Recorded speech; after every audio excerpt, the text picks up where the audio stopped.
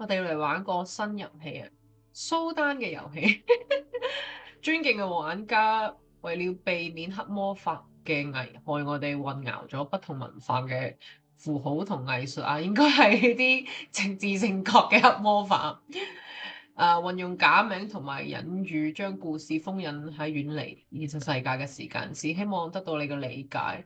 OK，明白嘅，即係可能利用咗一啲文化嘅背景啊，但係當然係虛構噶啦。咁我哋新遊戲啊，我之前喺小紅書度見到呢個 game，好多人玩。我見到啲藝術成分係非常之高咁，我哋試下玩啊，係個卡牌嘅遊戲嚟嘅。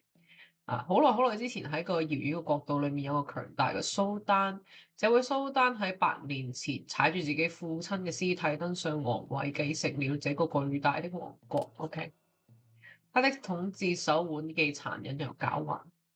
他對待敵人和親人同樣冷酷，他天生渴望着觀賞他人的不幸，他的臣民畏懼他，他的統治也因此穩固無比，財富地位奴隸，他想要什麼就有什麼，人們彎下脊樑，讓他踏在上面。倒貼的花園，因為他的號令連夜開花。暴君嚟嘅呢個係，OK，咁個卡牌遊戲，我冇玩過類似嘅卡牌遊戲，所以我就啊。原來我如果唔係好識玩嘅話，呢個偉大嘅帝國，OK，真被神所眷顧。哦，係嗰個人喺度講嘢啊嘛？我的愛人，我的紅鷹，係啊，呢個係個寵妃啊，佢喺度講嘢，個卡牌無聊，喺度擦佢鞋，擦蘇丹嘅鞋。於是至高蘇丹享盡了人間的一切歡愉，過去所有蘇丹、所有王者享受過嘅事，他都已經厭倦。如果這一切卻無法獲得樂趣，這太叫人煩心了。啊，享盡人世極樂，已經冇咩可以令到我哋蘇丹開心啦。讓他呈上來吧。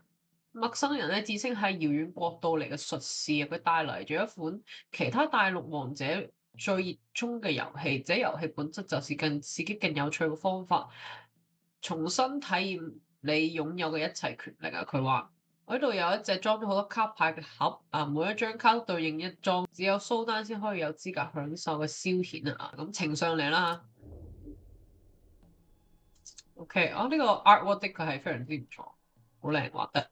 每一次抽卡你都會隨機抽中一張卡牌，在其他大陸，他們被稱之為蘇丹卡。然後你完成卡牌上面所標示嘅遊戲，最先完成盒裏面卡牌上所有遊戲嘅人，將會成為真正嘅王者。蘇丹中嘅蘇丹遊戲一共有4種，如果你允許嘅話，我想逐一向你解釋。OK，咁我哋抽。縱欲，一張銀色嘅縱欲卡，請注意卡牌包括2個要素，縱欲指肉體上嘅歡愉，而銀色係指佢嘅底色，佢嘅品級。OK，佢有 level 嘅唔同嘅卡，OK，即係要同一個 level 嘅人先可以縱欲嘅，係咪咁嘅意思？儘管萬物喺你面前都卑微如螻蟻，但總有一些比較高貴啲嘅。而你偉大嘅蘇丹，你將有權力決定其他人嘅品級。OK，interesting。咁即係咪我抽中嗰個底色係同動物有關？我要同動物 bestiality。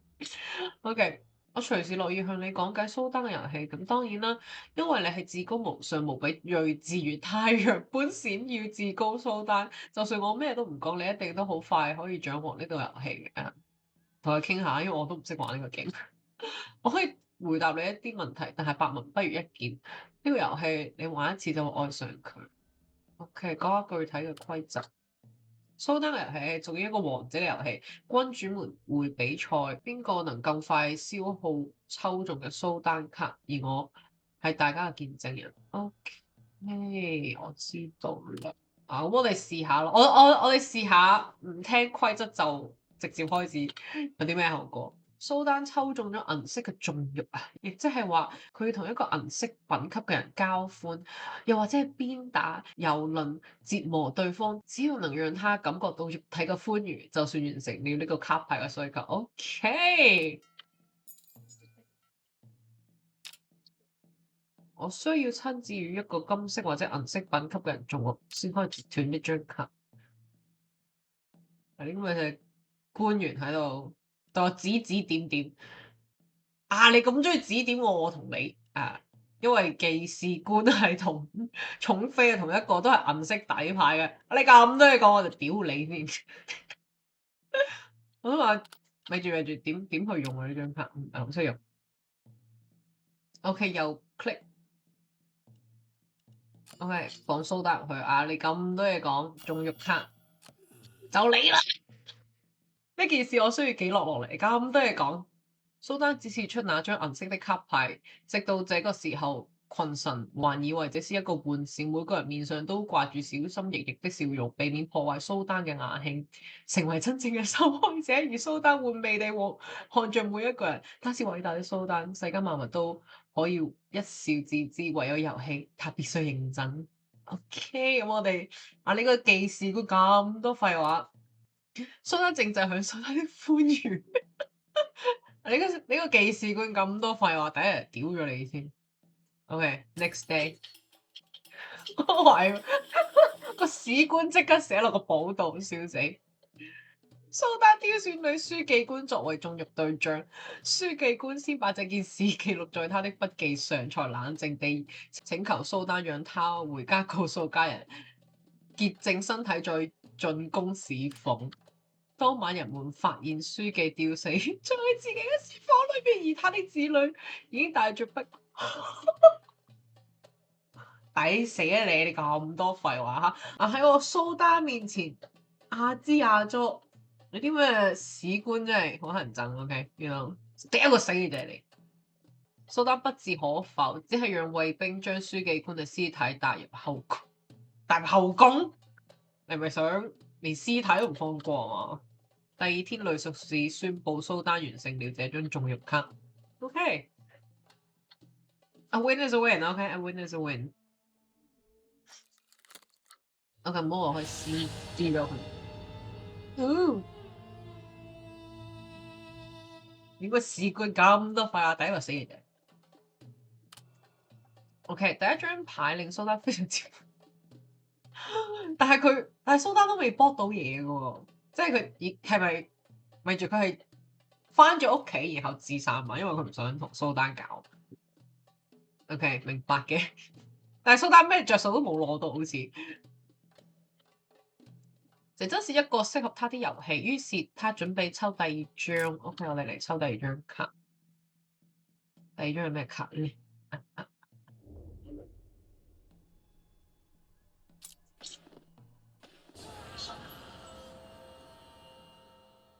殺戮對王者嚟講，這真是不錯的調劑。你一定體會過太多鮮血與哀嚎。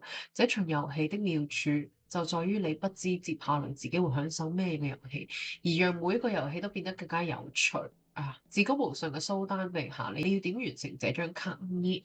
殺邊個呢？OK，let me see，我有邊個？我有女僕、帥士、武士、寵妃、禁衛、年長嘅寵妃、衛齊爾係乜水嚟嘅？蘇丹抽中咗一張金色嘅殺戮卡，所以我哋要殺死一個金色嘅人，係忠誠嘅妃子定係強悍嘅將軍，還是得？OK，殺邊個好咧？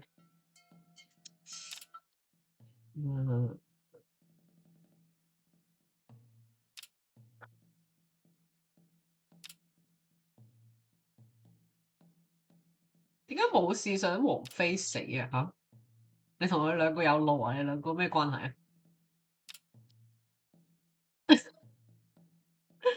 後生啲嘅寵妃呷錯年長嘅寵妃。但我想知道點解武士唔中意年長嘅寵妃？你兩個係咪之間有啲咩關係？I need to know。有啲意思，青金石的宮廷之上一片寂靜啊！嗰啲人開始驚啦，因為要殺人。我哋擺蘇丹先。我啱先都冇注意到佢哋係有屬性嘅，有魔力。蘇丹識魔法，男性貴族。擺蘇丹佢先，然後殺邊個好咧？呢個維齊爾係邊個嚟㗎？他算得上有些皇家血統。呢個我唔識佢喎。將軍唔好殺住先啦，我哋要籠絡啲重要嘅臣子。我想知道武士同埋我年長嘅寵妃有啲咩關係？點解武士想殺咗佢？嚴格嚟講，佢係蘇丹嘅姐姐。What the fuck？亂倫。OK，明白。啲皇室貴族好中意自我消化、內部消化，但對皇家的貴血嚟講，都唔算係咩。傳說中，他把自己父親與兄弟的作戰計劃獻給了蘇丹啊。哦，咁佢真係幫過我坐上皇位啊，所以我唔可以殺佢啊。同埋佢個家姐嚟噶嘛，係咪先？咁你啦，我都唔識你嘅，為齊兒啊，你死啊，你死！這就是你的計劃嗎？係啊，拜拜。會發生啲咩事咧？哦，佢係我舅父嚟。I don't know that。佢係一個貪婪又狡猾嘅老人。君主年少嘅時候，勵精圖治的夢想都在與他的周旋中。哦，壞人嚟嘅。OK，我哋殺咗一個壞人。OK，所以我哋蘇丹本身係一個勵精圖治嘅少年啊，俾佢叔叔教壞咗啊。舅父，sorry，所以殺佢啱嘅。OK。在所有人都在猜測這場遊戲係蘇丹嘅詭計，是出其不意消滅政敵的手段。蘇丹看着群臣的表情，稍微有點失望。他們真的不明白，現在他只是無聊。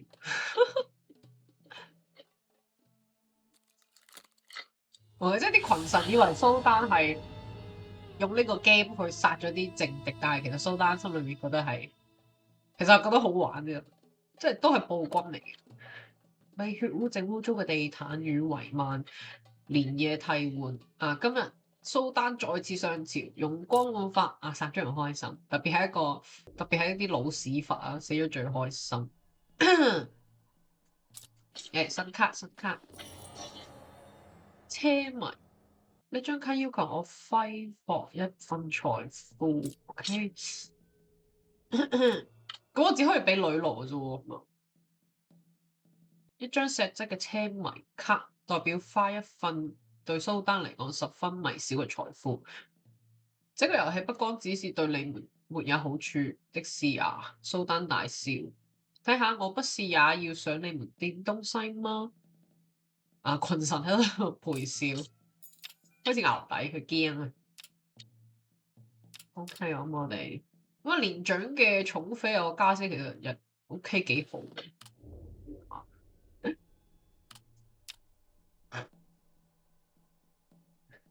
咁我哋擺蘇丹入去啦。要完成呢一張卡對蘇丹嚟講，不過去舉手之勞，但係如此敷衍地賜予身邊侍衛嘅一個金幣，就結束呢個難得嘅消遣，對蘇丹嚟講實在有點可悲啊！可惜啊，sorry。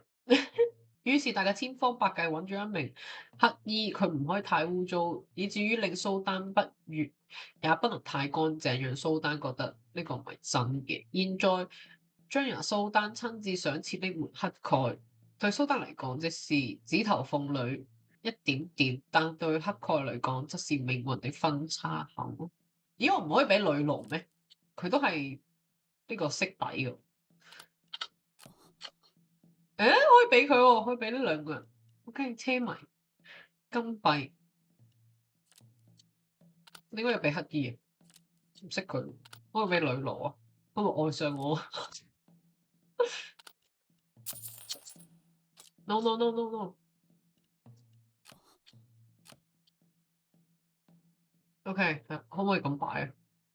俾女奴，我識佢噶嘛，所以俾佢都冇問題。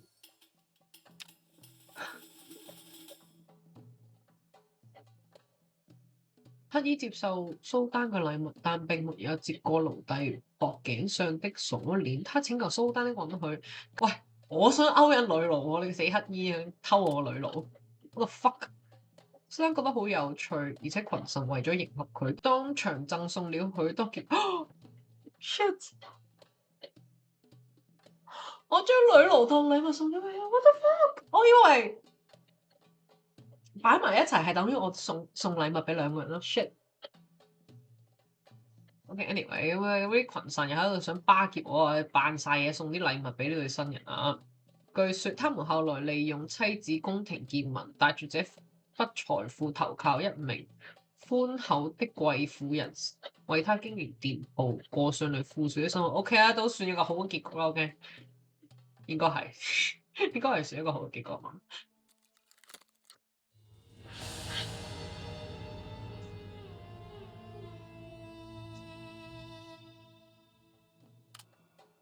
OK，昨天那聲鬧劇的語音似乎還要在宮廷之上。今日來進見嘅群臣明顯都有少少攰啦然後佢哋全部都望住嚟到王座前嘅神秘術士仲有佢手裏面攞住裝滿遊戲嘅盒。我哋再抽張卡啦。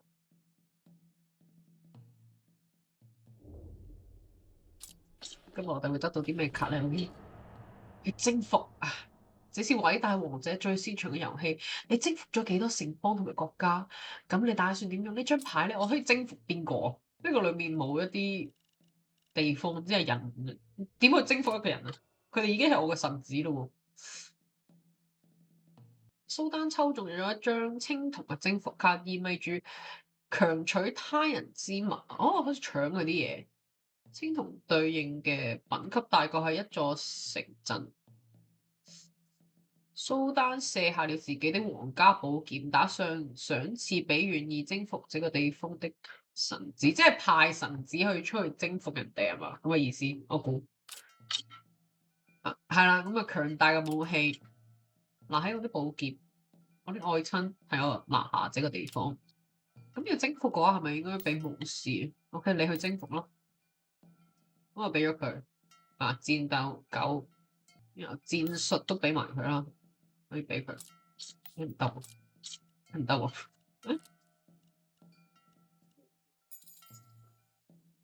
我哋呢度係軍隊，蘇丹嘅軍隊武士。咁然後呢度係俾戰術，OK，明白。榮耀嘅城鎮啊，咁派武士去征服啊。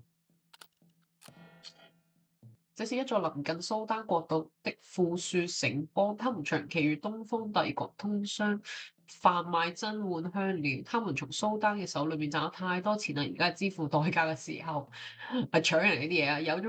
有咗討伐嘅目標之後，群臣一掃之前被這個遊戲壓抑嘅怒氣，開始興致勃勃咁討論。因為群臣都係啲嗰啲咪讒臣嚟㗎，即係蘇丹咧去征服或者做啲壞事嗰陣時候好開心，但係如果嗰個做嘅壞事係影響到佢哋，佢開始淆底，又中意查。啲蘇丹身邊都有啲垃圾人嘅，除咗佢家姐比較好之外，我發覺關鍵係都要睇蘇丹派邊個去勝利啊！咁我哋派呢個武士咯，我覺得我懷疑佢同我嘅寵妃有路啊，所以睇下佢可唔可以打勝仗。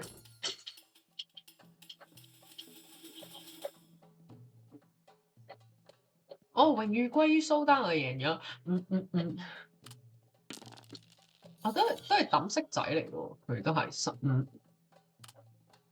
一次輕鬆嘅勝利，即係好似有少少似 D&D 咁啊！抌中幾個色仔。蘇丹嘅軍隊斬下了城鎮守衛者嘅頭啊！儘管幾個月前蘇丹還承諾這座城鎮獨立自治，真係暴君嚟嘅，仆街啦！當時這位守護者還感激親吻了蘇丹嘅腳。總之，青銅征服卡完成了。OK，這兩日我過得好愉快啊！蘇丹衝術士點點頭，你啲遊戲很好，我已經完全理解，來吧，讓我們繼續玩。OK，征服卡完成。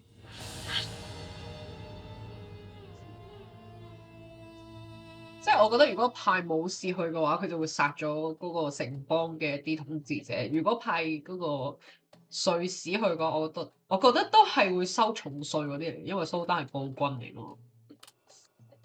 於是偉大嘅蘇丹熟悉了這款遊戲。後來他一天會連抽好幾張蘇丹卡，再戲劇性地完成佢。只用了14天，他就抽空了所有蘇丹卡，成為有史來最快紀錄嘅創造者。Of course，佢蘇丹為所欲為，佢梗係可以贏得好快咯。OK，whatever。當然一切勝利均有代價，每抽一次牌都會有人喺宮廷消失，成為蘇丹遊戲嘅一部分。OK。喺呢14天裏面，宮廷裏充斥住慘叫、哭泣、癲狂嘅呻吟聲。當那該死的盒子終於空了的時候，群臣都鬆了一口氣。蘇丹嘅遊戲總算是要結束了。然而，術士把所有截斷卡牌都裝進一個袋子裏，然後搖了搖，他們竟然詭異的被魔法修復如初。好啦，看來又可以繼續玩啦。蘇丹高興甚至拍起了手，將個盒俾我，我再抽一張牌，睇下今日有冇咩落子先。不能這樣下去了。我哋必須有人去勸誡蘇丹，必須阻止呢場荒謬嘅遊戲。你深呼吸，走上前。憤怒嘅指責定係忠誠嘅勸誡咧？我覺得你揀邊個都會死，因為暴君嚟。我哋憤怒嘅指責，因為平時啲人都擦佢鞋噶嘛，太忠誠咁，即係唔 sincere。我哋要憤怒啲，我哋忠臣嚟噶嘛，憤怒咁指責佢。你喺宮廷上面怒斥咗昏君。為那些無辜嘅死者鳴冤啊！呢個係我嚟嘛？我係忠臣嚟嘅。阿爾圖啊，阿爾圖。你喺度噏咗好耐，但係蘇丹完全唔 care。最可悲嘅係連術士都唔 care 啊！呢兩個狼狽為奸。你屌咗好耐，屌到攰啦，思考自己嘅生命係咪都到此為止啊？即係死之前喺蘇丹面前係咁噏，係咁噏。咁蘇丹突然之間回味緊，將目光投注咗喺我身上。你講得冇錯，冇錯。明智嘅君主唔應該咁做，但係明智嘅君主都唔應該寫去叫自己快樂嘅遊戲，係咪？所以不如由你嚟代替我玩。你，我忠誠嘅臣子，我命令你代替我進行這個蘇丹嘅遊戲。佢放聲大笑，然後我呆撚咗。我玩，咁我可唔可以？如果我抽中咗卡，我咪可以？我可以屌埋蘇丹，應該可以。屌蘇丹由我成為至高無上嘅王。遊戲難度我哋OK，所以而家先係正式開始遊戲。遊戲難度啊，梅基、黑山或者係雷術士。我哋玩最簡單嘅梅基先。OK，最溫柔嘅術士者，他對你充滿耐心同埋善意。故事裏面主角都係好幸運嘅，骰仔成功率係60%。如果你對故事唔滿意，梅基會俾你一個重新再寫過嘅機會，可以無限次。即係可以 reload 大法。喺開始我仲會有3粒必定會成功嘅金色仔。OK，我哋玩最簡單嘅先。我哋 get used to it first。屬於你嘅故事開始啦，你會如何結束呢個屬於蘇丹嘅遊戲呢？係好似蘇丹一樣抽晒所有嘅卡或勝，或者係你個名阿爾圖，我就叫翻阿爾圖啦。OK，咁我係一名世代侍奉蘇丹嘅貴族啊。咁請你選擇家族嘅出身、商人、傳統、軍事，揀邊個好咧？貴族啦。我屋企世代都係忠誠嘅狗，蘇丹嘅狗。選擇你引以為傲嘅個人能力啊，言辭啦。OK，我好識鳩噏嘅，靠把口揾食。保守嘅貴族要忠於蓄奴以顯彰權威，而激進思想嘅年輕貴族中意外交。咁外交啦，咁我哋年青派啊，睇個樣都好後生。咁我會有一名貴族嘅追隨者。OK，你嘅妻子，我有老婆，你最愛佢係咩咧？OK，可以係戰鬥能力，可以智慧啊、美豔啦。我覺得智慧會比較有用啲喺呢個 game 裏邊。蘇丹把選擇玩家嘢當成了遊戲嘅一部分啊！佢強迫你代替佢進行呢啲殘酷嘅遊戲。蘇丹赦免你為了完成卡牌而犯下罪行，殺人、通姦、搶劫或者團兵，即係我喺呢個 game 裏做咩都得啊！蘇丹都會赦免我，但係唔代表佢會對你格外慈悲。他這樣做只是希望你在遊戲中表現得更加精彩。請記住，你只有7天嘅時間嚟完成一張蘇丹卡嘅任務，否則他會隨隨便便斬下你啲頭顱。7日嘅時間完成一張。OK，閣下，你對蘇丹卡應該唔陌生啊嘛？如果有需要，我可以隨時單獨為你講解。那麼現在呢個術士就俾嗰個盒我啦。OK，抽蘇丹卡。一張顏色嘅征服卡，請注意卡牌包括2個元素。征服係指你要做嘅嘢，而顏色係指佢嘅底色、佢嘅品級。征服嘅對象顏色係最低嘅品級，意味住你可以將它指向任意品級嘅對象。但是否要這麼浪費高品級對象，就完全睇你啦。如果你感到不滿意的話，今日你仲有3次更換嘅機會，即係每日有3次換卡嘅機會，係咪意思？即係抽唔同嘅卡。咁即係呢個岩石係最低級嘅，咁我可以對上用喺任何人身上，係咪意思？金色只可以對金色，唔可以再向下，但係岩石嘅話就可以向上揀人。OK，係咪咁嘅意思？OK，我嘅理解應該係正確啊。對抽取嘅蘇丹卡不滿意，可以試着可以換一張蘇丹卡。如果你足夠自信嘅話，可以再來一張蘇丹卡。啊！瘋狂到底，我哋再抽一張，2張征服卡。OK，2張征服卡，咁係青銅品級嘅第2級，意味着你可以除咗顏值之外任意嘅品級。OK，即係越低級嘅就可以包晒所有嘅卡，越高級嘅金牌只可以兌翻金牌咁嘅意思。OK，如果你唔滿意嘅話，今日仲有3次更新嘅機會，唔緊要。我睇你有2張征服卡，換咗張征服卡佢啦，因為有2張，我覺得唔係好滿意。將蘇丹卡拖入卡牌，我哋換綠色呢張，因為岩石個可以指向任何 level 啊嘛。哦，車迷咁可以送嘢俾人，我記得係。OK，我哋今日抽咗2張卡，一張征服，一張車迷。咁啊，我哋阿爾圖啦，咁啊離開咗宮廷啦，群臣都沉默咁望住我。有人慶幸出現勸誡蘇丹嘅唔係自己，你哋呢班咁嘅群臣又懦弱啦，又冇撚用啦，又中意擦鞋，一啲用都冇，又要驚蘇丹，又要擦佢鞋，又要驚自己惹禍上身，呢啲人真係好乞憎。有人暗自幸災樂禍，還有人真心實意同情你，但係冇人出手幫我其實。但呢啲都唔重要啦，你已經被捲入呢個蘇丹嘅遊戲之中，手中嘅卡牌好似燃燒嘅炭塊一樣咁滾燙啊！你還有7日嘅時間去完成佢，然後你要再抽下一張卡，然後再下一番嘅搏鬥，再下一張，再下一張，再。馬車穿梭城市向我嘅屋企咁駛去啊！喧囂嘅市集啊，蒸騰嘅浴場。往來嘅人群，冇過幾耐我就翻到咗屋企啦。早就知道咗消息嘅妻子正在門口等我，急急腳咁向前擁抱咗佢。無論如何，你現在還活着，生活還要繼續。因為佢有啲咁嘅事件噶，係咪會影響個遊戲嘅？OK，這些見鬼的遊戲算正式開始了。呢個有個 follow 喺度。即係如果我唔知道點用啲牌，可以問佢。明白。我有7日要盡快揾到消除呢啲卡嘅線索。OK，佢呢個 layout 上面咧，佢仲有啲唔同 level 嘅嘢。善明，即係咪做善事？權勢、合明、靈視、神秘事物。OK，interesting。明啊。墮落嘅初端，以生命為代價，或者以靈魂為代價，完成一局蘇丹嘅遊戲。OK。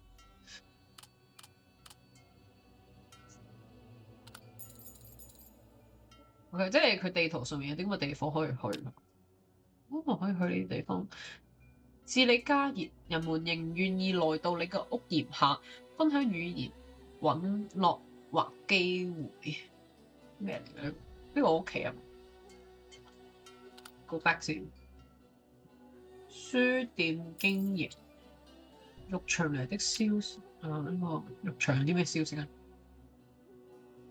溫熱嘅水流撫慰着緊張嘅神經，在這樣疲乏和鬆懈嘅時刻，人們總是容易泄露更加多嘅秘密，或者係打聽小道消息嘅地方嚟。我可以親自或者派有啲貴族追隨者去浴場，即係我有一個 follower 噶嘛。咦，係咪嚟啊？法拉傑，你們經常在一起高談闊論，呢個係我嘅 follower 嚟，呢個人都幾後生。梅基，我老婆。你啲妻子父母還在世是為年輕的你安排的婚姻啊，即係啲青梅竹馬係咪咁嘅意思？好後生嗰陣時安排嘅婚姻。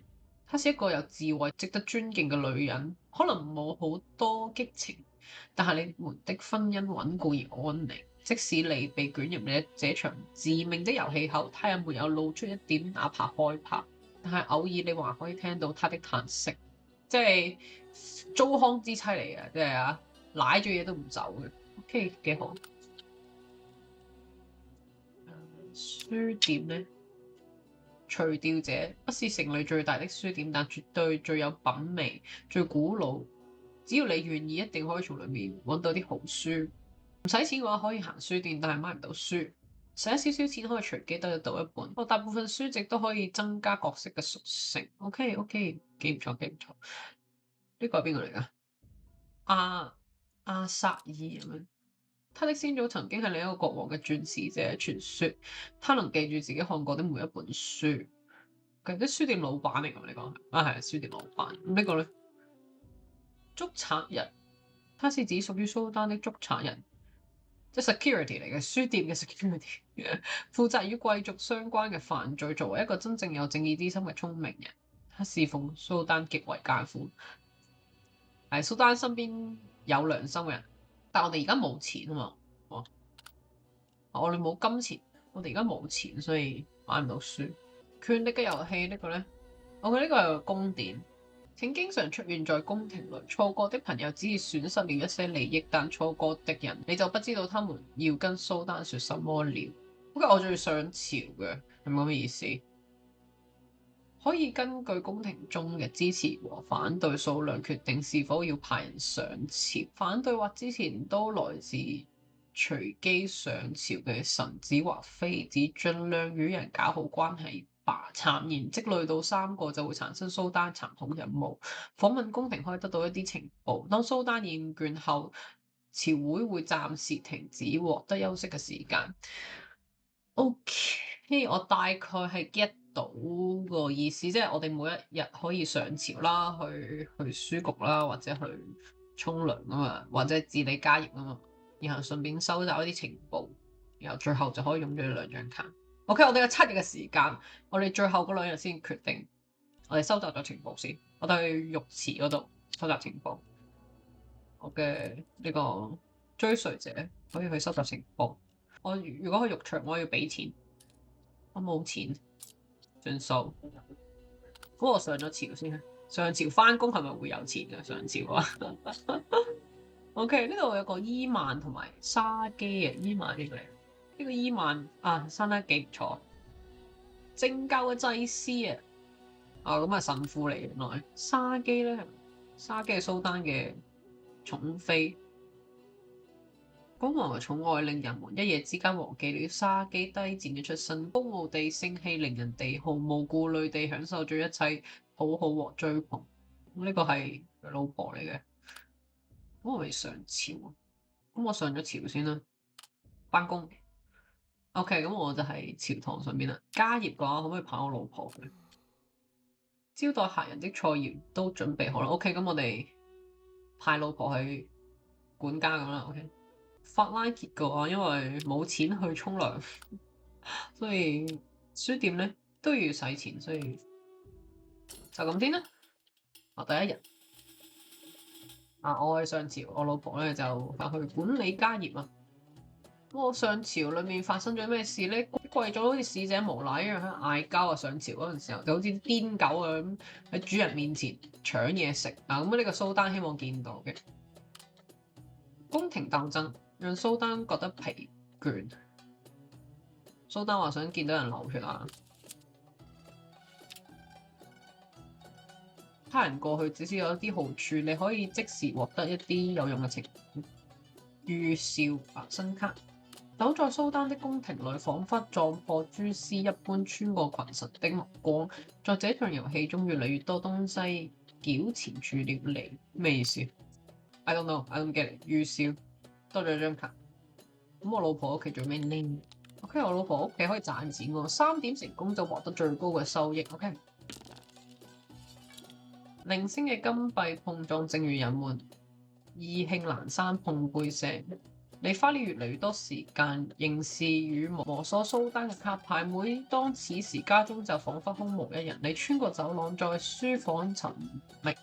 在廚房翻找，一切所需之物都還在，只是大家都不見蹤影。只有西子才偶爾打破這種寂靜，告訴你外面的世界仍然與你有所關聯。金幣，賺錢，即係 OK，治理家業嘅話就可以賺錢，明白。傳單，我們呢度有最好的姑娘，歡迎嚟玩歡迎之館。OK， 有妓院喎呢個 game，仲有6日，咁我哋就用咗2張牌啦。OK， 預兆係咩嚟㗎？運氣、靈氣、微信等說不清的東西，還需要對應屬性中的檢定。我係咪可以用咗1張牌然後就係增加我嘅屬性？呢個歡愉之館我哋睇下先，可以叫雞。城中嘅妓院啊，據說它的歷史比城牆和皇宮更加古老，果然係呢個世界上面最古老嘅職業。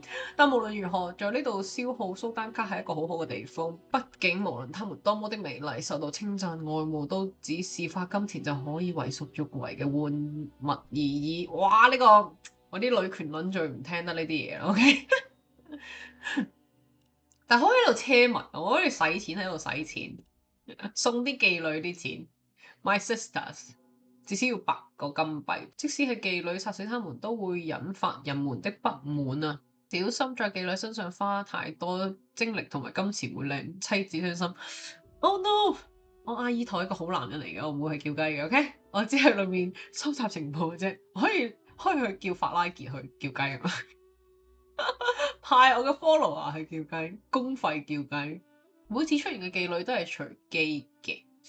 哇，銀牌嚟嘅呢個，同我同一個 level 嘅喎，我身份都好高貴啊！原來啲妓女啊，有人話夏瑪係某個大貴族嘅私生女啊，而她高貴嘅談吐也間接證明了這種說法。當很多上不得台面的事情要疏通嘅時候，佢可能係城中最好嘅呢個咩嚟？呢個咩字啊？死文盲唔識讀，批下咩？冇見過呢個字啊！喺床事之歡，不過是種服務之中嘅一點糖果。OK， 即係如果可以識到一啲比較好嘅交際花，之後可能都可以幫到我嘅。但係而家冇錢。OK， 所以我哋都係自理家唔多嘅時候，叫老婆去幫我哋自理家業，咁可以賺下啲錢啊嘛。利用車尾卡可以升級自己嘅，我直接用咗佢啦，係嘛？唔可以擺張卡上面喎，擺唔到張卡上去。How to use it？ 咁我呢間屋企有等級，都唔係啊？點解用唔到啊？我想升級自己嘅房屋喎。咁我嘅 follow 啊，幫我老婆咁得唔得？得嘅。嘗試加入道具或者地點或者有啲用處。道具預兆，可唔可以將呢張卡擺入去？得喎。OK，咁我可唔可以沖涼？幾錢啊？沖涼俾人咗先。1蚊啫。咁我去沖涼，睇下可唔可以收集啲錢貨。我喺呢度，我將預兆卡。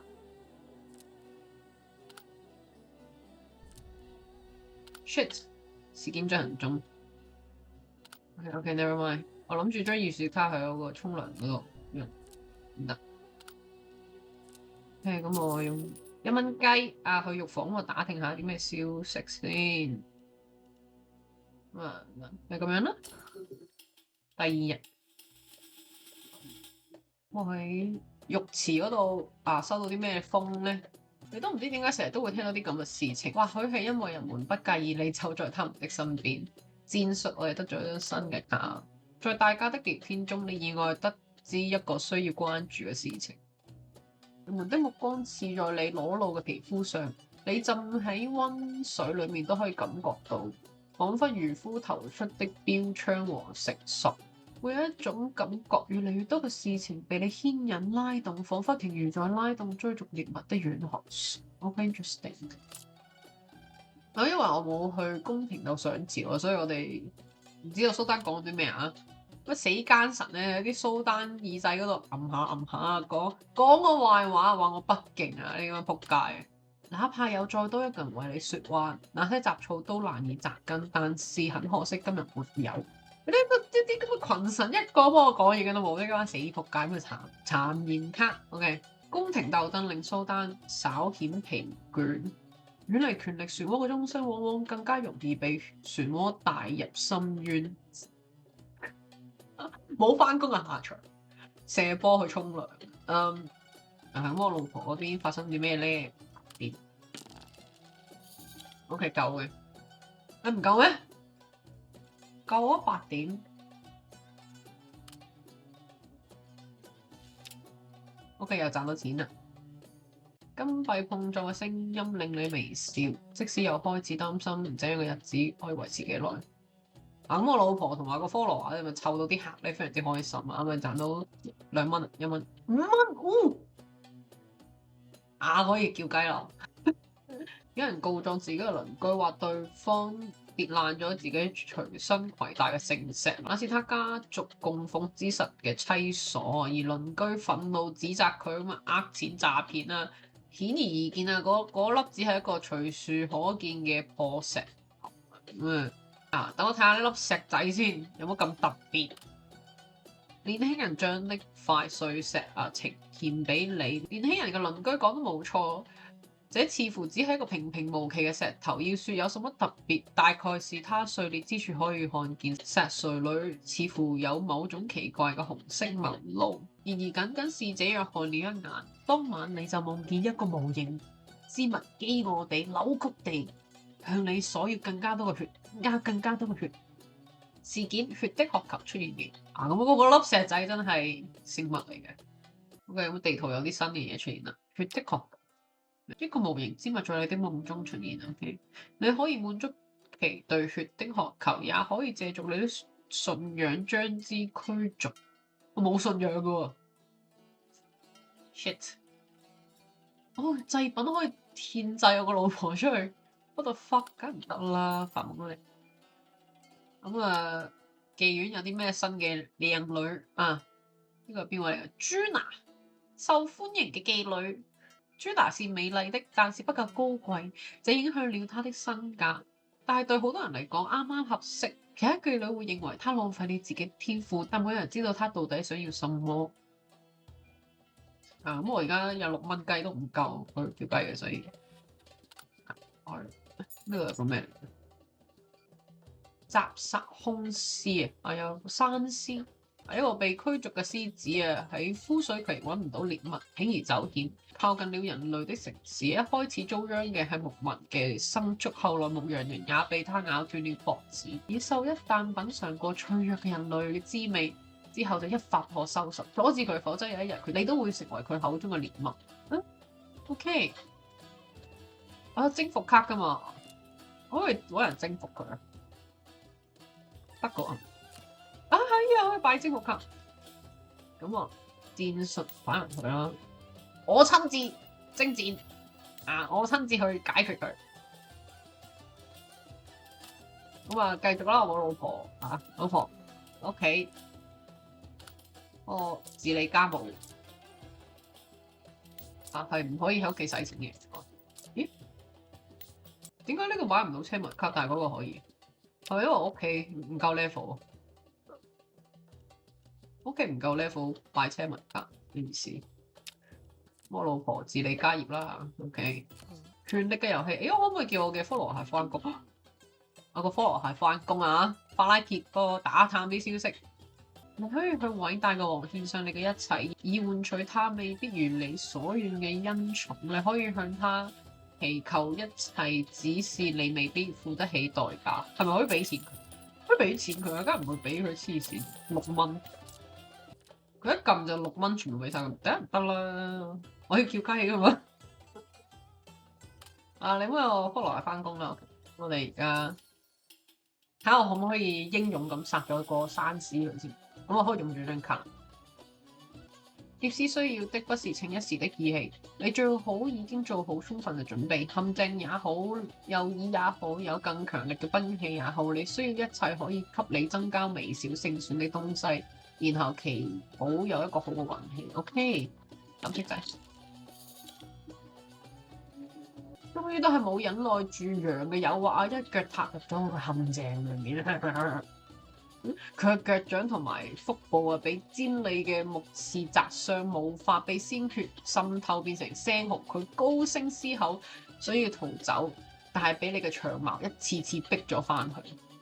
呢個係一場力量同埋耐性嘅較量，你唔敢有一絲一毫嘅鬆懈。終於佢耗盡最後一絲體力，哀號咁倒下，你長長地舒了一口氣。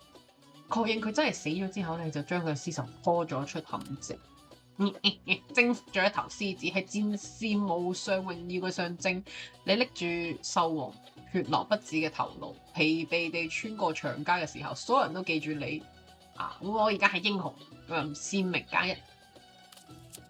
蘇丹津津有味咁聽你描述獵屍細節，佢收下你獻上嘅屍首，並允許你截斷一張征服卡。Yes， 幾日後不再鮮血淋漓嘅屍首懸掛喺進見廳嘅牆上，成為蘇丹嘅皇權、榮耀、勇氣嘅象徵。OK，蘇丹，我哋將嗰個屍首獻咗俾我哋蘇丹啦。咁我哋用咗張卡，征服卡。Nice。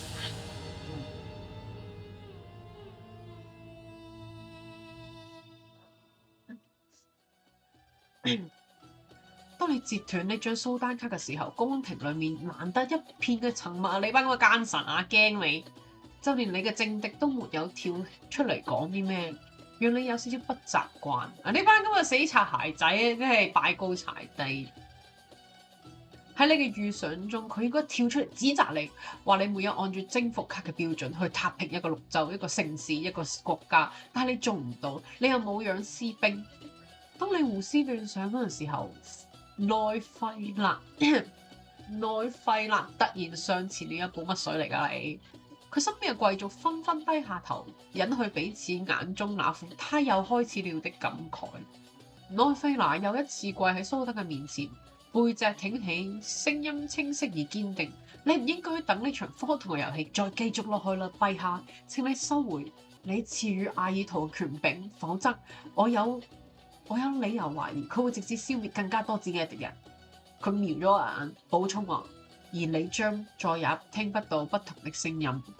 蘇丹似乎對佢嘅發言感到好有興趣，佢微笑咁望住我，似乎真係喺度考慮是否要警告你。You know what？ 邊個可以阻止我為你取樂啊？梗係要拆皇帝鞋，呢個死咁嘅內費勒乜水嚟㗎？我覺得都係我啲政敵嚟。拆皇帝鞋先，我至高無上嘅蘇丹，邊個可以阻止我為你取樂呢？我哋個王子不過係想睇一出木偶劇，一少少樂趣啫嘛，咁都要剝奪佢咩？呢個咁嘅內費勒點解可以如此咁僭越？佢以為佢係邊個嚟㗎？我呢咁嘅擦鞋嘅表演咧，就激怒咗呢個內費勒啊！佢憤怒地輕蔑地運用佢所有嘅語言天賦，嘲笑我係個跳梁小丑，指責我從降生以來至今嘅一切行為啊！我呢個撲街仔，然後一邊暗啞底諗呢條咁嘅撲街咁聰明嘅頭腦，點解成日記埋啲咁嘅舊帳咧？乜水嚟？我唔識佢喎，係咪 friend 嚟㗎？定係政敵？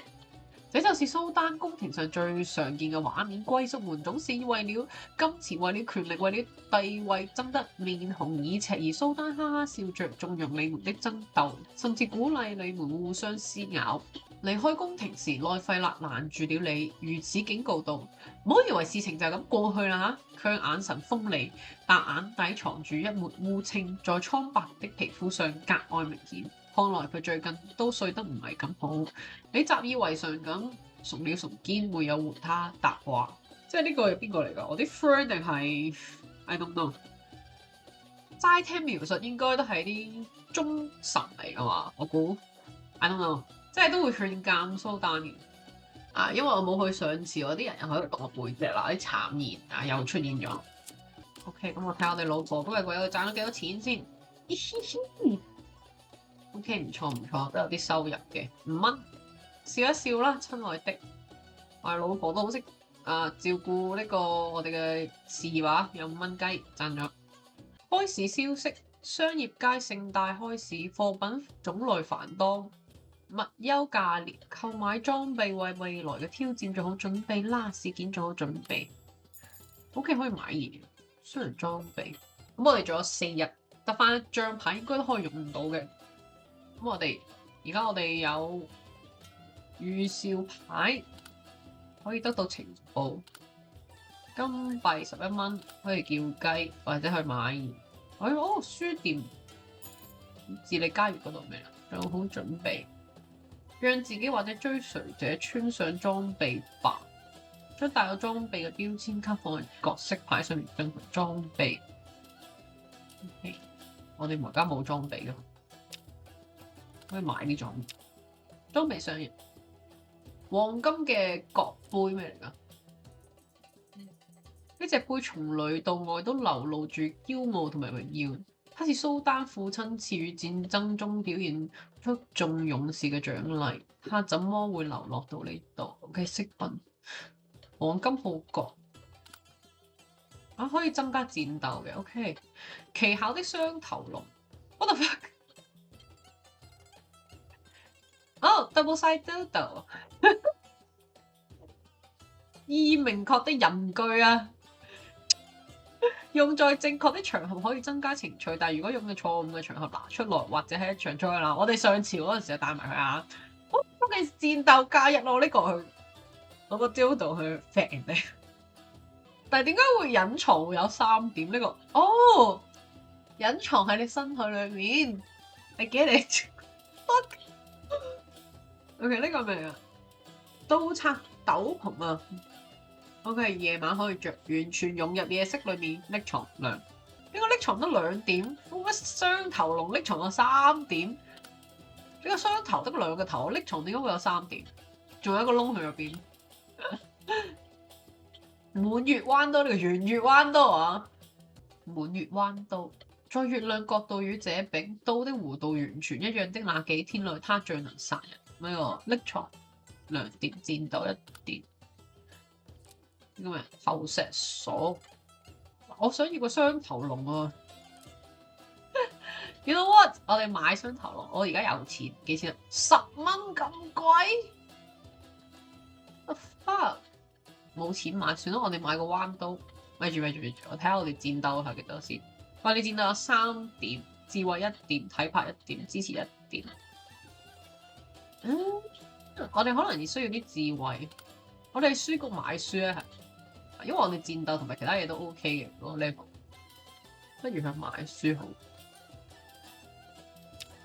書店，咦？書店有新嘅客人，白圖拿，富有的未亡人，啲富商嘅啲兒商嚟㗎嘛？睇到丈夫去世不久，而唯一的兒子尚不能獨當一面，現在親族如舊一般盤旋在他的周圍啊！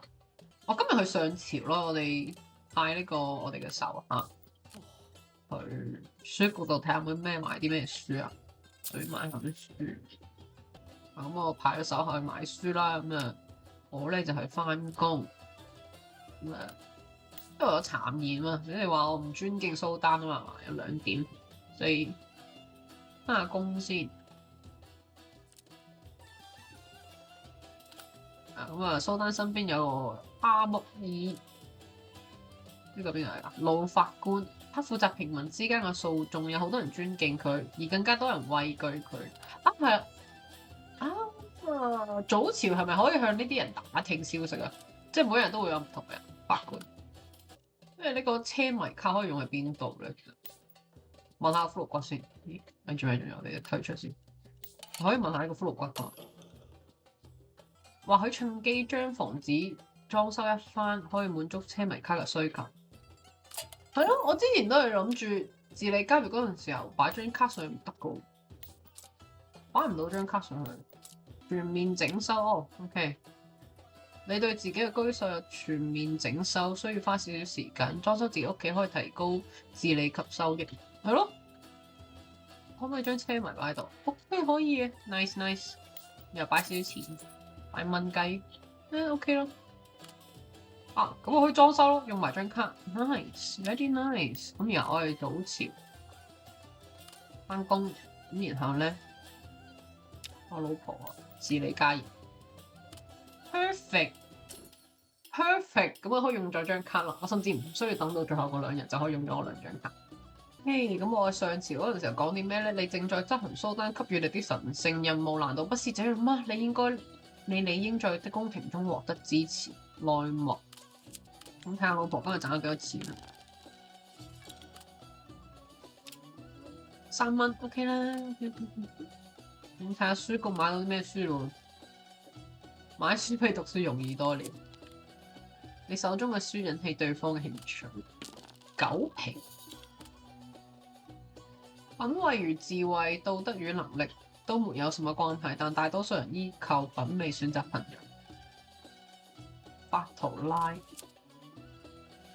對方說了一些書中的話題，但你從裡面獲得了現實世界的資訊。OK，從呢個寡婦身上得到啲秘密，一件值得注意嘅事發生。突然有人嚟揾你，俾你睇咗一包古舊嘅東西，號稱整個東西係你早上留下嚟嘅寶貝，而家要你花錢買翻去。你翻看了一下，東西有好有壞，有些明顯是騙人的，但似乎也有些值得品鑑。啊！我而家有幾錢啊？5、6、7、800蚊。我要晒佢啦，但佢冇話幾錢，冇太多錢啦。你豪爽咁攞出大筆錢就話俾你知，你全部都要啊！事件我全部都要出現了。OK，我使咗幾多錢啊？錢冇減少到。你對自己嘅居所整修啊，需要花多少少時間？係咯，咁我可以用咗車迷卡咯。Nice。我知用咗幾日？3日就可以撕咗2張卡啦。OK，咁我而家有一個全面整修的居所同埋空置嘅房間啊 ，nice。咁可唔可以養人啊？即係有啲咩小妾啊，可唔可以養喺啲多餘嘅房間，或者係啲新嘅 follow。內費納在帝國有許多地方都有支持者，他們中有心懷理想的鄉紳啊，也有依舊秉承正義嘅貴族。這些人願意將自己嘅見聞喺內費納嘅聚會分享，然後你截斷那張征服家的過程，就俾佢哋攞出嚟講了又講。儘管流程上、法律上、邏輯上沒有什麼破綻，但你畢竟啊，行使了一樁原本只有皇室才有資格做的事情——征服。What the fuck？我冇用張征服卡去做壞事，我 literally 幫你哋殺咗個咁嘅山師，令到保護啲百姓，你哋班咁嘅死貴族喺背後我背脊。因此宮廷上出現了更多反對力的人，他們在朝間時都站在內費納嘅身側。O.K. 宮廷裏面針對我嘅讒言變多咗。Whatever， 等我攞到張殺戮卡，我哋冚唪唥同佢剷除晒佢。O.K. 我哋獲得咗一本書啊，拖去嗰個骷髏骨度。咦？哦，抽卡啦今日。征服，又有張征服卡。You know what？ 我哋交換都唔係好想要征服卡。已經玩過征服啦，可唔可以換咗佢？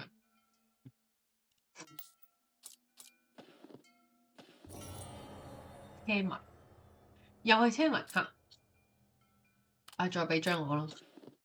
I think it's easy。殺戮啊！你班咁嘅殘神，你班個撲街會喺度篤我背脊，你死硬你班撲街。不過係青銅嘅牌，唔知可以殺到邊個咧 ？OK，whatever。呢個咩？我全部都要。一個騙子也可能不是騙子，向你兜數一大堆零零碎碎嘅東西啊，聲稱呢啲都係我嘅全家之寶啲咁嘅嘢啦。OK。你睇下咁啱，我就可以用咗張車迷嘅卡啦。Easy，唔可以用咩？我要擺個人上去嘛？又擺呢個上去，又擺呢個上去。no，擺呢個上去。咦？擺唔到上去嘅喂，唔到張車迷卡上去嘅。Why？OK，你可以不高於青銅品質嘅。Shit，只可以使錢啊！8蚊，呢個要10蚊。唔夠錢使，呢度仲有3日。OK，可以叫老婆去賺錢先。老婆去賺錢。呢個冇老婆每一日要做嘅嘢就係幫我賺錢。血嘅渴求呢個點算啊？可唔可以殺咗佢？得。任意政教或者密教思潮秘密。可以擺呢張卡上去。What's that even mean？ 消耗品。如果我獻祭佢，係咪會死嘅？No，唔好理佢啦。我覺得妓院呢度係有少少用嘅。我覺得下馬應該可以幫到我，因為佢係貴族之女嚟㗎，交際花，可以拉攏佢，金幣俾錢啊，然後咧可以收到啲情報㗎嘛。唉，瓶中的薔薇花最近又凋謝了，叫雞。佢係銀色㗎嘛，可以用呢張卡。OK，咁樣嘅應該可以向下馬收到啲內幕消息㗎，順便可以籠絡佢。OK，咁呢本書俾骷髏骨。事件狗皮出現了，微笑。閱讀可以提升自己養成閱讀嘅習慣啦。咁可以派人去讀呢本書，要有一點嘅魔力。咁我哋菠蘿華係冇嘅，咁睇唔到本書啦。可以招租啊 ！shit， 早知擺入去老婆嗰度咯，擺喺呢度啊嘛。我哋聽日試下。我哋而家冇錢，咁啊菠蘿華幫我哋返工咯。阿迪萊啊，呢個邊嚟㗎？女戰士，他不願意服從家族嘅安排，希望透過戰鬥證明自己。愚蠢而純粹，令人羨慕的女孩。點解愚蠢啊？靠自己可以上朝，有咩唔得？咩？蘇丹嘅女奴，蘇丹後宮有無數不知性命、默默無聞嘅女奴，生死皆如草芥，無人在意。法德爺係其中最幸運嘅一名，都係嗰啲妻妾嚟嘅。咁叫 follow 幫我去返工啦。OK， 上朝。咁今日蘇丹冇法老，咁我哋得到一張戰術卡啊。咁我老婆賺咗幾多錢呢？5蚊 ，nice。都係我老婆持家有道啊。雖然我而家去妓院嗰度出去滾，但係我都係為咗收集情報，絕對唔係因為自己想出去滾啊。OK， 我哋睇下妓院嗰度收集到啲咩情報。妻子的不滿，shit，這只是一次生意但也可能擦出激情嘅火花。我可唔可以一點？我哋可以重新 roll dice， 我哋重新睇下可唔可以擦出少少火花。Nice， 咁我哋擦出咗少少火花。突然佢捉緊了你，有一些遲疑，有一些歡快，有一些殘酷。可憐的人兒啊，我好似中意咗你。我覺得下馬應該係有啲用㗎，因為佢嗰個 level 都幾高，可能之後可以為我所用。宰相嘅僕人送咗一把漂亮的軍刀，一睇就知係裝飾大於實際用處嗰一種。僕人都親口轉述咗佢個口信：偉大嘅陛下願意把佢的兵刃權柄借給你，這是多大的榮耀，多大的光榮。那個內廢啦，再回說什麼呢？點解你仲唔剷除佢？獲得卡牌儀式軍刀，係咪暗示緊我？暗示緊我蘇丹想殺咗佢。I don't know。佢送咗把刀俾我係。陛下送咗俾我軍刀，同埋代表咗呢個係好似黃馬褂咁啊！見刀如見陛下。OK， 裝飾戰鬥假人可以裝喺我身上噶嘛 ？Yes， 我而家有武器。點解車迷牌仲喺度？點解車迷牌仲喺度？我唔係妓院用咗嘅咩 ？What the fuck？What the fuck？ 我唔係用咗喺下馬身上面嘅咩？wrong， 我問下骷髏骨先。骷髏骨諗唔到殺律，你就嚟被逼瘋啦，冇任何辦法，你只好將屠刀伸向最信任自己的人。殘忍的犧牲出現了。我唔會殺我自己老婆，我覺得 fuck。可以殺我嘅 follower， 但佢幫我返工喎，冇咗佢，同埋可以多一個人幫我收集情報。仲有6日。仲有6日唔緊要啦，應該都 OK 啊嘛。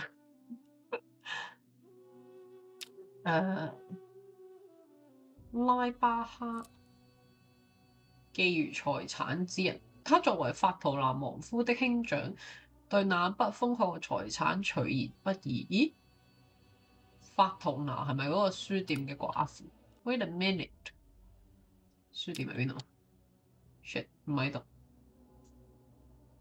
唔通我用得唔啱？冇錢叫雞咯。點解用唔到嘅？ The fuck？ 空置嘅房間 ，OK， 呢個租咗佢出嚟先。我老婆租咗佢妻子的不滿，呢、個可以點用啊？呢張卡，妻子在記恨你，當然這並不奇怪。悄悄你幹啲什麼事情，那些累積不滿會給你帶來惡運。I'm sorry, wife. I'm so sorry. OK， 租咗間屋出嚟先，順便賺錢。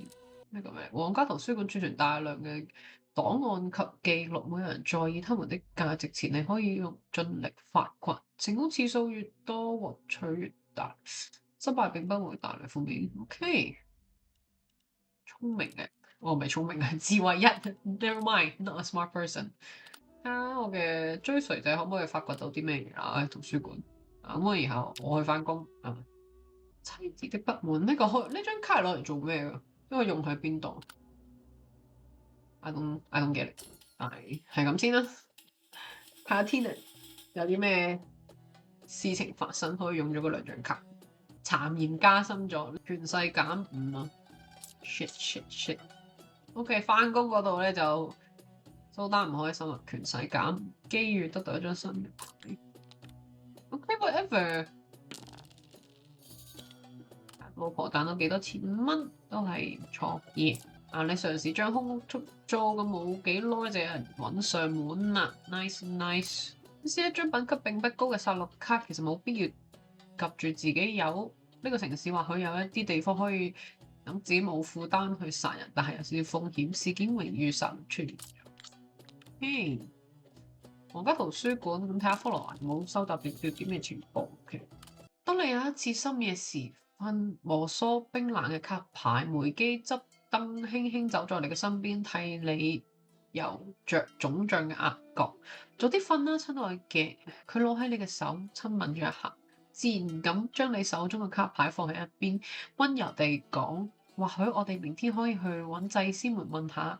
梅基係純正之神嘅信徒，應該話這座城市最大嘅神廟供奉着正是這尊古老而強大嘅神。但係要神這樣存在注意到這個遊戲嗎？你嘅心湖被微微擾動，或者佢真係可以幫到你呢？但係你總覺得這會給你帶來意想不到的麻煩。冇拒絕嘅選擇過大佬，咁我哋一齊去。你唔想俾呢種殘酷嘅遊戲驅住走啦，唔想過完一個7日又7日，一次次背叛自己嘅良知，所以你握住梅基柔軟嘅手，點點頭，好啦。你企起身擁抱你嘅妻子。如果祭司們真係可以幫到你結束這場殘酷嘅遊戲，咁就好不過啦。而家宮中嘅權勢係降到0啊。房屋出租叫咩？巴拿特異國商人，咁係咪租俾佢異國商人？即係擺點牌。你貼咗房屋出租嘅告示，不久就會有一個異國商人來尋租了。這名為巴拿特嘅異國商人挑剔呢棟空宅，一陣又話佢採光唔得，一陣又話佢唔夠穩固啊！其實呢一切咧都係為咗壓價嘅啫。你一口咬定呢個價格已經係非常之優惠啦。佢唔信嘅話，可以去城裏面打聽啊。佢咬着牙，百般猶豫，最後都係應承落嚟。你們就此約定，你將每5天過嚟收一次租，租金為2金幣。OK，no problem，又可以賺錢啦。我而家有12蚊，我哋可以買下啲唔同嘅嘢啦。OK，嗰本狗皮書係要1點魔力先可以讀噶嘛。超長嘅掛氈用刺繡圖案記錄咗一個部落誕生以來所有嘅歷史，直到最後被火焰灼燒中斷，需要一個專門的長廊先可以完整展示。呢個我都冇，啲窮撚冇呢咁嘅長廊嘅。OK，呢個夢行者頸鏈，社交生存，暫時嚟講冇咩用。買咗佢呢個披肩先。OK，咁呢個可以俾我着噶。OK，俾我着咗之後就有1點嘅魔力。我可以睇狗皮呢本書。OK，咁我可以讀書。需要1日。whatever， 讀咗佢先。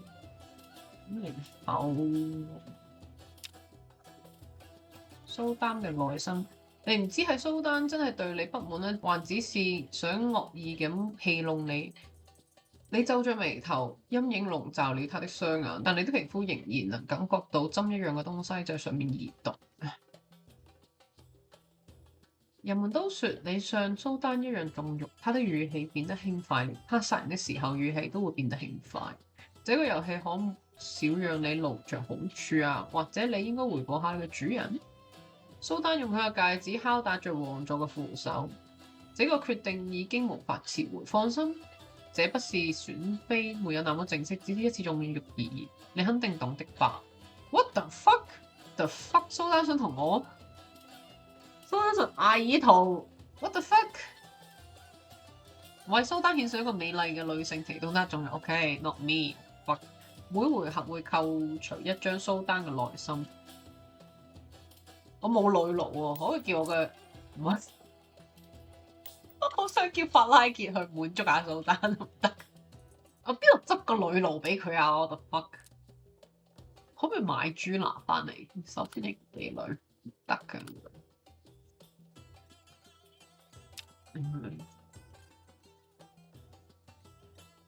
I don't know。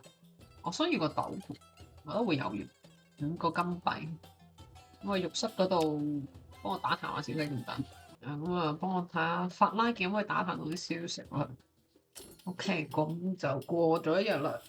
有少少悶悶地啊，4日要用2張牌。睇下法拉傑有啲咩消息。Shit。你知下嘅農夫們憂心忡忡，因為最近屋企附近俾人畫咗好多神秘嘅符號，或者係英明嘅老爺，你可以發現到啲咩？這是小偷的記號，可能係俾人 mark 咗唔好啦。啲賊好中意咁做咯。是明假日，你斷定這是小偷們做的記號，這樣代表家中白天只有一個女人，這樣代表明天可以去動手。總之，你告誡大家要提高警惕的同時，命人將這些符文盡數抹去。是明加一。Oh shit！ 蘇丹嘅內心，我邊有女奴俾佢縱慾啊 ？What the fuck！ 阿爾圖自己去啊，將自己獻俾蘇丹。經常我翻工啊，權勢加翻1啊。我沒有派任何人治理家業，沒人管理就沒有收入。Shit！ 激嬲咗老婆叫雞，睇下可唔可以氹翻老婆先。你發現咗最近梅基晨間不再與你一起用餐啊，拋出個話題只得到冷冰冰嘅沉默，或者係惜字如金嘅敷衍。碰面嘅機會越嚟越少，彷彿你哋唔再係同成一批駱駝命運嘅同伴。佢同平時一樣溫順平靜，但係你覺得有一股暗流喺佢每一次刻意忽略你嘅眼中湧動。難道這是錯覺嗎？咁你今朝早就起身啊，喺神霧仲未散去之際，拉住咗你一聲不哼嘅妻子啊！你最近做咩啊？你喺度叫雞激嬲咗老婆，笑死！你講咗好長嘅一串廢話，咁你老婆咧耐心咁聽，就好似你哋曾經相愛嘅時候一樣。嗰種不諧嘅預感，難道真係只係錯覺咩？你突然棘住，唔知講咩嘢，佢終於開口否認咗，推翻你啱先認為嘅一切，係咩？你多慮啦，我冇唔開心。佢向你客氣嘅低頭，然後就離開啦。你哋好似只係唔小心喺街角相遇嘅陌生人。Oh shit！ 激嬲老婆添，叫雞。但係又唔可以叫法拉傑去叫雞，要我親自去叫嘅喎。So I don't know。咁啊，讀書啊，咁啊提升自己啊，學到一啲偷偷摸摸嘅技巧。嚟書店嗰陣時候遇見咗內費男，此時他正在低頭翻閱着一本古書啊！呢個我嘅死對頭嚟，你仲未決定好對佢應該係冷嘲熱諷啊，定係視而不見？佢就率先發現咗你，接着就好似見到咩污糟嘢咁，皺住眉，拍拍衣就去留下嗰本啱啱未翻閱嘅書。你發誓你對佢睇嘅書一啲興趣都冇，只不過係唔小心見到封面嘅標題叫做虛偽嘅自由，呢個咩嚟㗎？狗都唔睇。八卦下先咩？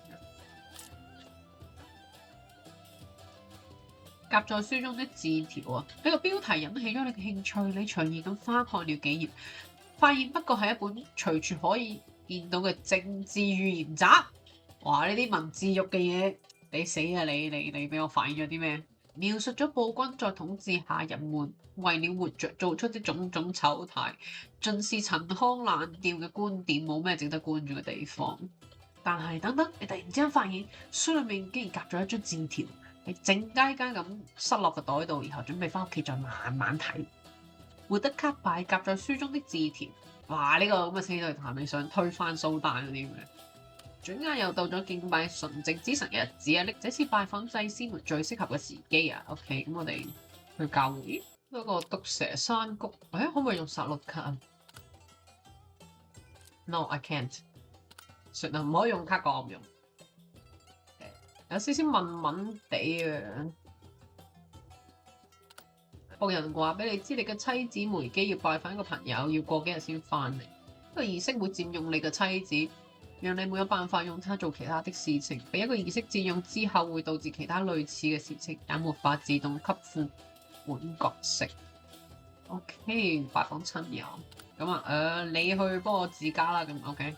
你派人去調查咗一番呢個字條上嘅底字，他們費了一些周折，才發現在一些彎彎繞繞的掩飾背後，這棟偏僻的宅邸確實歸在內費勒的名下。你心中微微一動，佢留下呢張字條，暴露呢個秘密係疏忽、係巧合，定係如你願者上吊？咁我可以關注內費勒嘅行蹤呢幾日，或者佢真係會唔通我嘅死對頭想同我私會，靜雞雞喺佢名下嘅房產嗰度嚇，唔知想點啊？咁我可以向教會求助。伊曼，係之前喺朝堂上面見到嘅呢個人，睇下可唔可以幫到我啦？仲有死人，群龍無首，蘇丹嘅統治。蘇丹就像太陽，當他遠離宮廷之時，會投射出巨大的扭曲的名為權力的影子啊！群龍無首，只存在4個回合，4個回合後，權力的遊戲會再次開啟。OK，咁再過多1日啦，咁時間有時悶悶地啊，剩翻3日啊，要用2張。由蘇丹嗰度冇人獻祭俾佢，佢有時不耐煩啊，仆街啦。咁喺教會嗰度得到一張新嘅牌啊，純正嘅思想，咁即係幫唔到我啦，懷疑。佢接過你帶來嘅蘇丹卡，閉上眼睛，沉默了很久，然後搖搖頭。我冇辦法摧毀佢。佢將嗰啲卡片還翻俾我，然後接咗啲石柱滴落嘅泉水，認真洗一洗手指，彷彿摸過呢個世界上面最污糟嘅嘢。如果你需要祝福或者懺悔，我可以幫你提供。佢嘅語氣太公事公辦啦，但係目光又如此平靜。你都唔確定究竟係因為沒有賄賂或者討好佢先唔願意幫忙，或者真係冇辦法呢？0+1。聽聞最近有兩個貴族激嬲咗蘇丹，俾人韞咗喺監獄。事件探訪監獄，咁可以用我張殺戮卡嚟。你留下眼線話俾你知，內費勒真係去咗個偏僻嘅繼續，哇！佢係想同我搞基啊！睇個衰樣都係，即係嗰啲 enemy to lover 嗰種感覺啊！你不無惡趣味地想到，你這位政敵至少是白銀品級嘅官員。佢講冇錯，蘇丹卡給予你難以想像嘅權柄，你完全可以憑一張殺戮卡合法咁殺咗佢。呢個該死的總是反對你啲家伙，難道佢唔驚咩？我得個青銅嘅殺戮卡，我殺唔到佢。shit， 我個時間唔夠啦。然後妓院嗰度今日係豬男，又用唔到張車迷卡，我可以殺邊個咧？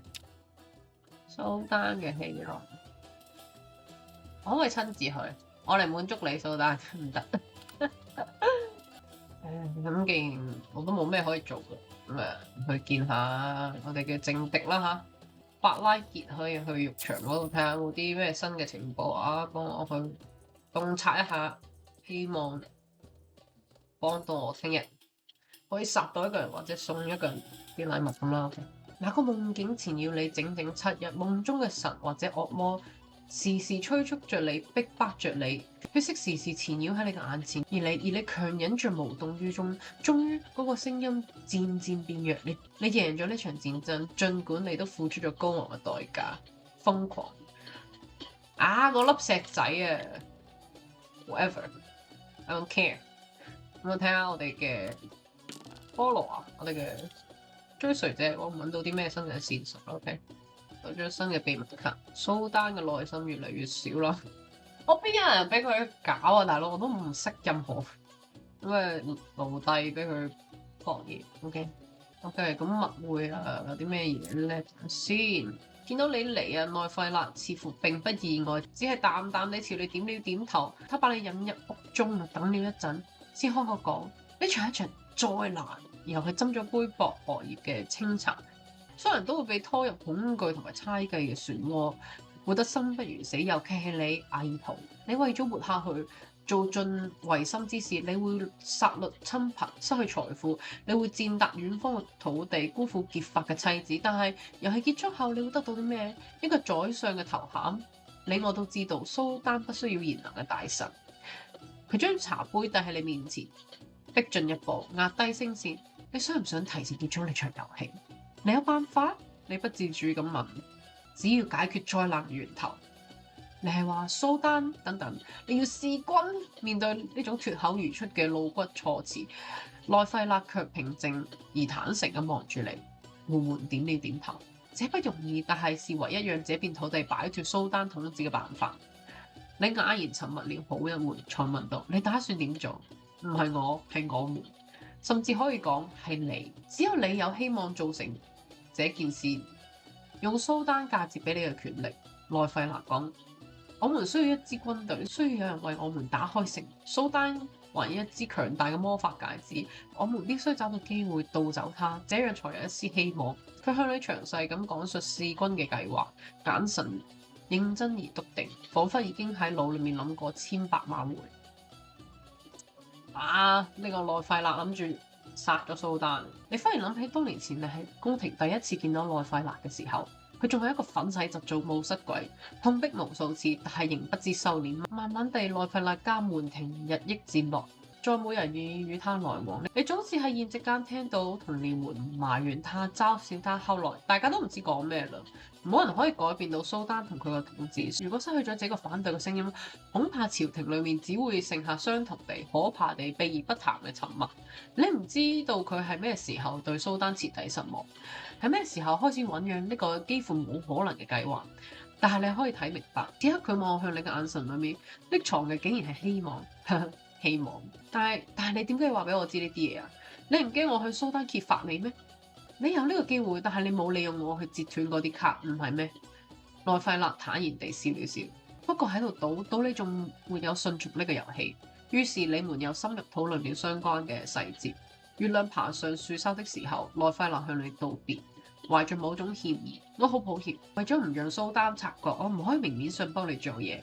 但係有需要嘅時候，向我傳信息啦，我哋仍然可以喺呢度見面。你點點頭表示理解。於是月夜之下，一個神秘嘅結盟喺你哋雙手交握嘅時候簽下，或者命運嘅道路正喺今日開始轉向另一個結局。OK，咁我哋嘅政敵咧就想我哋幫佢殺咗蘇丹。咁首先咧，我哋定翻2日，我哋需要殺一個人先。被流民侵佔嘅宅邸。咦？你喺浴池聽到一個貴族有意無意咁抱怨話，佢屋企喺城郊嘅宅邸俾一群狡猾嘅流民侵佔咗啊！大家都幸災樂禍，所以冇擺喺心上。因為所有人都知道嘅，只要佢肯下心來，願意花點錢找幾個打手，事情就可以解決。但係佢冇咁做，或者佢知道你被蘇丹卡選中，你喺呢座城市裏面最中意，或者說最需要多管閒事嘅人。OK，you're right。咁我自己去啦，不要自取其辱。我想睇下佢個 level 係幾多，魅力5，戰鬥3，我係幾多？喂，let me see。魅力4，戰鬥3，我打唔贏啊嘛。OK，點算？我有7蚊，我哋用戰術卡，然後我同法拉傑一齊上，然後再加上殺戮。唔得咩？Why not？同樣嘅綠色個卡嚟嘅喎，用征服卡啊！咦，車迷卡都到，但唔得，我張車迷卡 level 太高。Shit！點解我唔可以用殺戮卡？我唔可以殺咗佢咩？咁點算？點算？What can I do？改朝換代。shit！蘇丹嘅內心剩翻1日。乜換卡啊？換咗手上面嘅卡，換咗呢個車迷嘅先，太高 level 啦。綠色嘅綠色嘅話，我可以殺戮都換咗佢先。征服 OK，咁樣嘅話我就可以征服very good， 然後戰術情報我冇情報呢張卡，我覺得戰術就試下咯。你嚟到呢度宅邸面前啊，佔據此地嘅流民面黃肌瘦，衣衫襤褸，武器粗陋，看起嚟不難對付。經過半天嘅觀察，你還是遇到呢班流民並非完全冇秩序，他們隱隱以其中一個為首。你可以除了暴力，你還可以嘗試其他方法。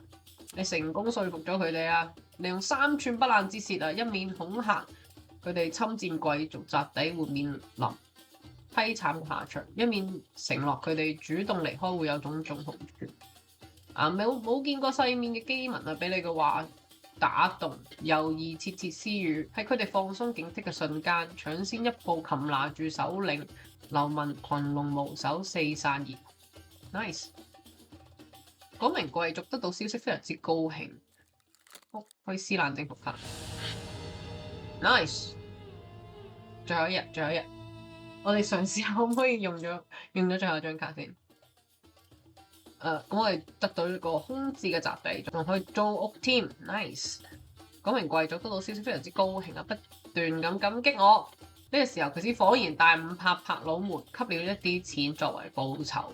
你個仆街想扮嘢俾錢啊？勉強算得上一場征服啦。OK， 蘇丹對呢個故事興致缺缺，揮手讓衛兵把那名堂前痛斥暴虐無道嘅流民首領帶下去，在眾人面前截斷征服卡。正要告退之時，你又聽到蘇丹打了個哈欠，對那名貴族講：愛馬德，我聽過你嘅宅邸藏了一不少美酒。那名貴族連忙承諾將美酒盡數獻給蘇丹，但係蘇丹視而不語。嗰個孤寒鬼即刻跪喺地下，流晒冷汗，打晒震，好一陣先咬牙切齒，忍痛講：我自己啱啱講錯咗，係要將成個宅邸獻俾你先啱啊！蘇丹揮揮手，只係接受咗美酒，轉而將呢棟豪宅送咗俾你，咁先至符合征服卡嘅意味啊嘛！呢個蘇丹幾有趣。佢唔係單純嘅曝光，佢真係識諗嘅，佢係識諗去點去玩弄人哋。OK， 幾有趣。OK， 最後一日啦，我哋要用咗嗰個車迷嘅卡，將車迷嘅卡去用喺邊度咧？超級大傻幣出現了，呢個普通嘅諧音嚟噶，超級大傻幣，死傻閪！送錢俾人啦，冇嘢好講。咁啊。送錢啦，係咁噶啦。唔想俾斬頭，可以點啫？10個金幣去啦。貧民窟嗰度做下啲善舉。雖然我覺得蘇丹唔會幾開心呢個故事，但係保住條命仔，來日方長啊嘛。咁我哋嘅法拉傑呢個咪伊曼呢個神殿。法拉傑幫我去管理下屋企咯。OK。咁可以用咗2張卡啦，好文地又保住條小命仔。shit！ 我冇一啲女奴送俾蘇丹，我被處死咯！ What the fuck！ 你又唔中意男人啊？我老婆又冇屋企，又唔可以送個老婆俾你。What can I do？ 我最後一日用咗2張卡都冇用。我死於速怒蘇丹，你是否接受今次嘅失敗？放棄本局戲。OK， 伴君如伴虎啊！你死於速怒蘇丹，我哋有個新嘅 achievement， 寂寂無名。係啦，我哋第一次玩就死起，冇向蘇丹進貢美女。呢個遊戲幾唔錯嘅，故事線係幾有趣嘅。咁我之後會試下再玩到幾時，可唔可以熟練下呢個遊戲先 ？OK， 可能有啲機制我仲需要學習下。不過 overall 嚟講，我非常之中意嗰個畫風啊，啲 artwork 係非常之錯嘅。咁故事都非常之有趣啦。伴君如伴虎，這並不有趣。你被蘇丹像小丑一樣處死。本輪你成功摧毀咗3張蘇丹卡，命運發生咗一啲改變，返回主頁。咁今日係咁多先啦。我自己會喺私底下再玩多幾次，熟悉下啲機制先。我對啲機制都唔係好熟悉啊，我 tutorial 都冇睇晒嘅，值得玩嘅都唔係好貴，百零蚊。咁等我熟悉咗呢個遊戲之後，我哋再玩下，睇下有啲咩唔同啦。OK。